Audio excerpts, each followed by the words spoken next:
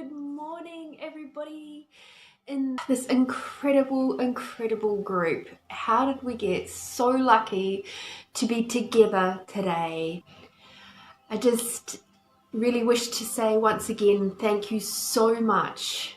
Every single person here has just been such a gift, even if it is just energetically, all such and such a gift. And today we're going to have story time.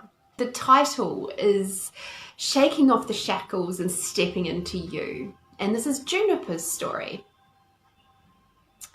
So let's get started. Juniper, a beautiful light being. She was floating around the cosmos, and she happened to notice two incredibly gorgeous people. And she's noted that they loved each other very much. And so what she did, she was a little bit cheeky, this Juniper. She brought these two people together for a night of fun. And next thing you know, she's been embodied within one of these absolutely gorgeous people. But what she wasn't counting on was this beautiful being which she had chosen to become embodied with was not ready for her. And so even while she was growing and growing her heart and growing her lungs and growing her beautiful eyes and her luscious lips and her amazing arms, the mother was full of doubt, was full of stress, had become a little bit resentful. And with each of those energies, another piece of the shackle got tied around this beautiful being. So by the time this beautiful being was born, the only thing the mother could see was all of these shackles which had been placed around Juniper's body. All that the mother could see was the ugly shackles. And so this beautiful being of Juniper was only actually really seen by one, the Earth Angel Midwife, who proudly presented Juniper to the mother and said, "Here is your beautiful angel. Look at her. She's amazing. Look how gorgeous she is." But all the mother could see were the shackles and reflected that in her response. "What, that ugly thing? I can't believe I just birthed that. Take it away." So the midwife persevered and said, "It's okay. Have a hug anyway. Hold your beautiful being." And so she did. The mother then continued on in her life, doing the absolute best that she could. And Juniper continued to shine her light from between the shackles, gifting to those around her light, her smiles, her fun. Every now and then she was able to break through one of those shackles and send it on its way. But more often than not, the shackles held tight. And as the years passed, Juniper grew and she went to school where she was surrounded by other little beings who she thought, "Wow, I have playmates now." But what she was soon to realize is that some of those other beings had also been heavily weighed down with those shackles of their own that had been placed upon them. And as a result, those heavy shackles altered these beautiful beings' words and made them not so kind and not so loving. And so Juniper shied away from those ones. And she found that she was able to have just two people in her school tribe. One of them was called Bear and the other one was called Twinkle. And the three of them together, Juniper, Bear and Twinkle, happily played. They explored. They showed each other the glorious excitement of their bodies, playing in the sun. And then one day, everything changed. Little Juniper's life was about to go through a very large rupture. She was aware things were a bit funny with her parents. There was a heaviness in the home. She didn't quite know what that was, but she was aware something was funny. Something didn't feel right. So she tried her hardest to continue to be the good little Juniper, doing everything right, making her parents proud, but nothing was good enough. For all the parents could see were the shackles, and judged her for those shackles. So this rupture was her parents choosing to part ways. And suddenly Juniper found herself in a very different little town. She was surrounded by people that looked nothing at all like her, and they spoke a whole other language. And it was very strange. But there were just a few little beings that looked a little bit like her, but they didn't really want to talk to her. So she learned how to be with these new beings, these ones that didn't look a lot like her. And she made friends with them and their family. And the gift was she felt loved and accepted. And she wished so much that her family would be like theirs. But it was not to be. The other thing that happened for little Juniper was her awareness of other beings that others can't always see began to grow. She found a little fairy forest at her school, and she sat to play. She observed them in their little community doing what they do, and they made her smile and giggle and laugh. And when she was with them, she had no cares about what was happening back at home. Her family were continuing on whatever they chose, and it was okay. Her school and her fairy forest were her play space. And sometimes she played with the other children, and sometimes she just came to this little wee spot where the fairy forest was. And this continued for a little while, until the next rupture happened and the next load of shackles came down. And she was told she had to grow up. She had to act her age and not her shoe size. And so she did. She told her fairy forest friends they were no longer real. She told them she could not play with them anymore. She was too old for them. And as the little forest fairy friends looked up, "Please come play with us." And she looked down at them, put her nose up in the air, and carried on walking. The fairy forest friends looked at each other with sad eyes, but then there was a little twinkle and a wink to say, "She'll come back one day. She'll come back." And so Juniper continued on through her schooling, those shackles becoming a heavier and heavier weight to burden, slowly, dulling the sparkle in her eyes, contracting down her incredible capacities to see other beings in the spirit world, until she thought she no longer had any capacities at all. Her light was dimmed, but not quite out, but it was severely dimmed. It had gone down to a smouldering ember. And that smouldering ember became anger towards herself and a lack of trust with others. Every now and then it would sparkle and she would find herself welcoming in hugs, because that was the only thing that kept the anger beast away. So she left her family home in pursuit of some dreams of her own, but those shackles and that cloak of darkness and anger had smothered her so fully that when she had surrounded herself with beings that were able to be comfortable with all of that darkness, because they too were dark, and they hurt her, they disappointed her, they broke their promises, Juniper shattered. She shattered into a million pieces. And while she still looked like a full being, inside she was crumbling, and there was nothing anybody could say or do. And so Juniper went for a walk one day, and while she was on her walk, surrounded by a very dark bubble, holding her down, holding her head down, not looking up at all, she scuffed her feet on the ground and wondered, "Why am I here? It would be so much easier for me now if I wasn't here." She had cried a bucket load of tears just yesterday, and she was done. She was done with the shackles. She was done with the cloak of darkness. She was done. And as she walked along, a little child squealed with delight while being chased by their father down the pathway. Streamers coming out of the little handles, and they're pedaling furiously towards Juniper. Juniper looked up and thought, and carried on walking.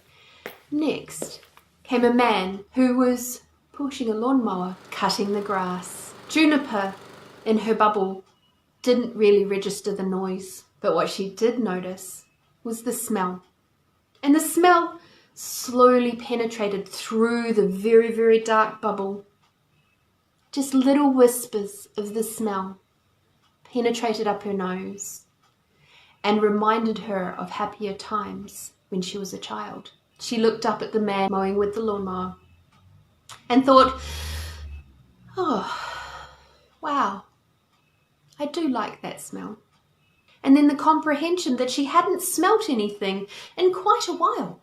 What Juniper couldn't see was that bubble was starting to weaken. And as Juniper continued on, her head hanging low, and as the bubble continued to slowly melt, there was a bird chirping away merrily in the trees to its friends, saying, "Hey, look, we've got food to eat. We've got the sun on our feathers.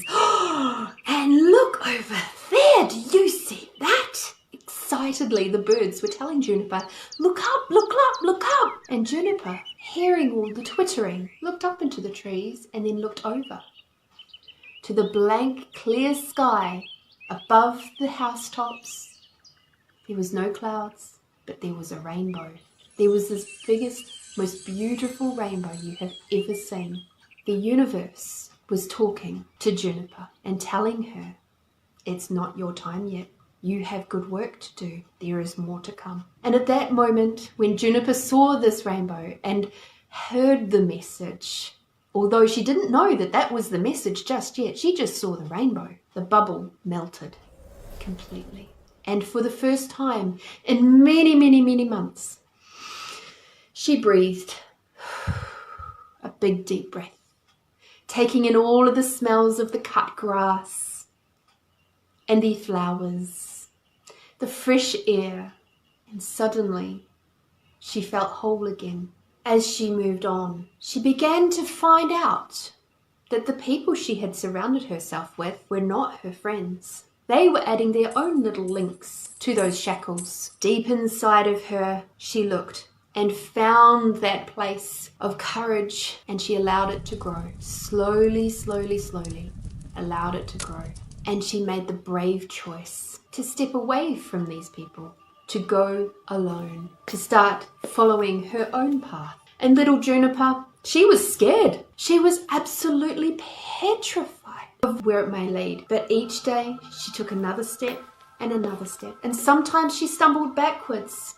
And that's when she could feel those shackles and the dark cloak waiting to welcome her back. And she said, no, I'm not going there again. And Juniper found some new friends. Friends that were aware Juniper hadn't embraced her gifts, talents and abilities just yet. But there were plenty there. They recognized the energy of Juniper, even through the shackles. And little Juniper was gifted a door opening one night. While visiting one of those beautiful friends, her friend showed her a ring. It was a beautiful ring. It had flowers punched into it. And she looked at it and went, wow, this is amazing. And her friend cheekily said, I don't know anything about it. This, my dear friends, was a door opening for Juniper. The door opening to the spirit realm. And in this door opening, beautiful Juniper had a visitor that night. The visitor had the bluest eyes, a mixture of the oceans and the sky. And they were kind, and they were loving, and they had a message. And they showed her the ring that she had so keenly observed at her friend's house. And little Juniper thought, this is a bit strange, but I guess I better ask him a question. And so she said to the man with the blue eyes with the ring, was this your wife's ring? And he gave her the energy of yes and no.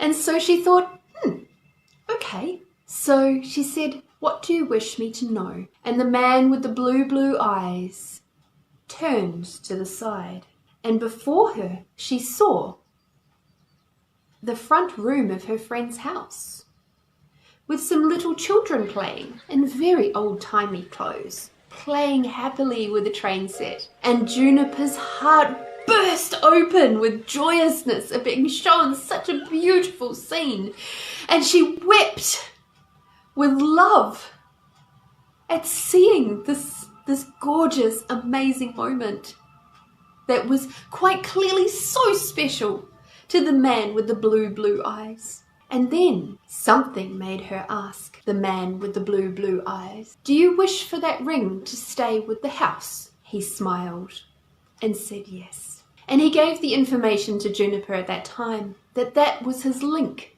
to his family, and he wished to stay there. So Juniper promised she would tell her friend, "Please, when you move to your newest planet, please leave the ring with the home. Hide it away if you must, but please leave the ring with the home." And her friend said, "What makes you say that?" And so Juniper very shyly said, "Well, might sound a little strange, but I had a visit from the man who owns the ring." And her friend smiled, a big, beaming, full of light smile, because Juniper had taken and stepped through the door.